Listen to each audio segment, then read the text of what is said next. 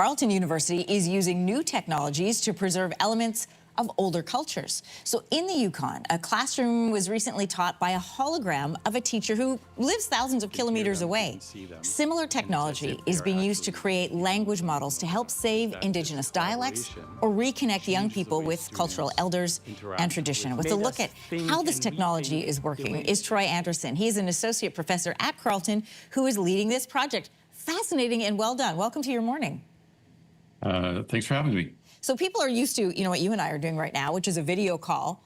But what purpose did the hologram in Yukon serve in the context of preserving and restoring Indigenous culture? How was it used?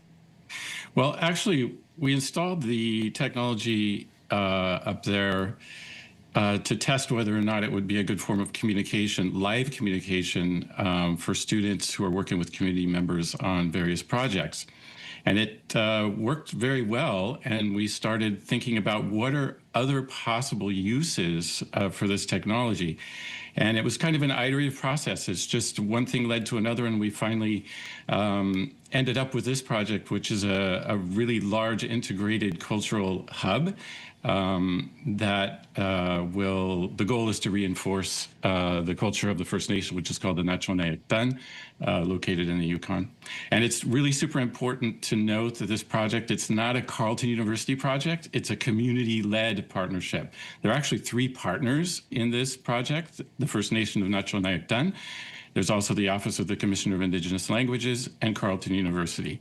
And the First Nation leads everything. They lead all the content development, and they own all of the cultural assets that are produced in the project. Carleton's role is simply to make it happen. Well, you're right to point that out, and the facilitating of it is important, but you're right. The genesis, the education and the content coming from the community is what's most important.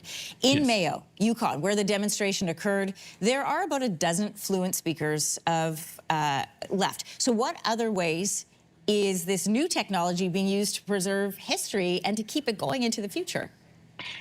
Well, so language is at the center of it. As you noted, there are very few people left that speak it conversationally. And the idea behind this project is to create a stronger connection to language, which really underlies almost every aspect of culture. And when you lose a language, you lose so much. And so what we've done is we've made language the center of this system.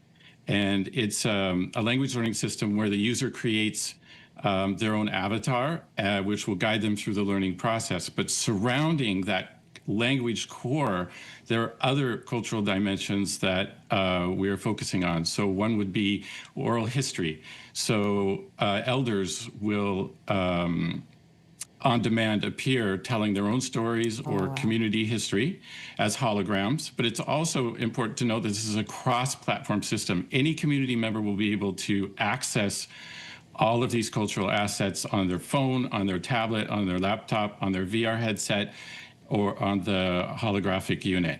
And so we have that oral history. We also have craft pedagogy, demonstrations, step-by-step instructions on how to do artisanal and creative projects that are culturally important.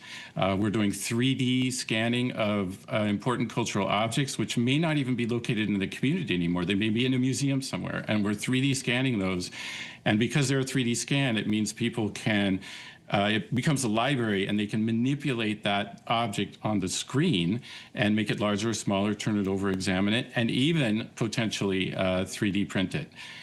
So, Trey, it's not just the preservation, not just the teaching, but it's also the preservation that is so fascinating about this, because it's locked, it's now safe. So as you lose those elders and you lose those leaders, it remains for people to access.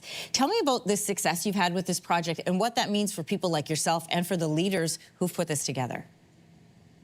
Well, we started out just kind of experimenting to see how community members, elders would react to recording these kinds of things. And the response, while at first it was a little bit, what is this?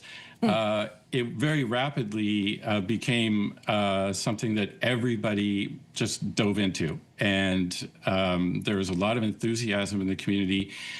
We have been recording elders speaking in both English and Northern Shoshone for about 9 months now. and we've been doing 3D scanning and 360 photography and drone photography to integrate into the virtual learning spaces so that they become something familiar and culturally relevant to the learner. And it's become a very a project that everybody's enthusiastic about in the community. I can see why, and really enthusiasm that should be shared by the entire country. Associate Professor at Carleton University, Troy Anderson, thanks so much for coming on Your Morning today and telling us more about it. It's fascinating. Thanks for having me.